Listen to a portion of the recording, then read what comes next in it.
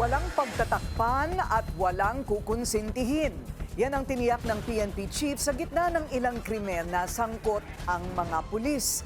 Ang detalye sa agenda report ni Francis Folve. Sa kabila ng kaliwat ka ng mga krimen na sangkot ang ilang pulis, tiniyak ni PNP Chief Police General Jose Melencio Nartates Jr. sa publiko na wala silang pagtatakpan sa investigasyon.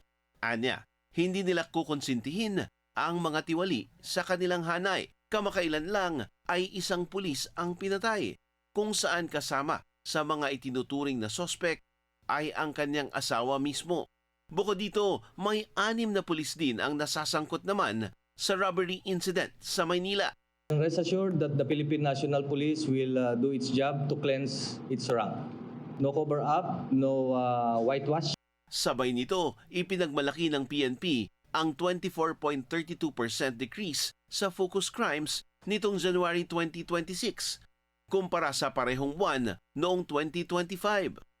Sa buong buwan ng Enero, 2,449 ang naitala nilang krimen kumpara sa 3,236 noong January 2025. Kasama sa mga itinuturing na focus crime ang murder, homicide, physical injury, rape at carnapping.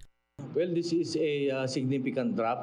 Kaya nga, we may attribute this decrease perhaps in the focus agenda to be set. That was set. Lalong-lalo na the active participation, empowerment of our community. Dagdag ni Nartates, pwedeng iugnay ang pagbaba ng krimen sa dami ng naaresto ng pulis. 7,159 na fugitive from justice, kabilang ang 2,086 na most wanted, ang nahuli ng PNP nito lang January 2026. Para sa agenda, Francis Polve, Billionario News Channel.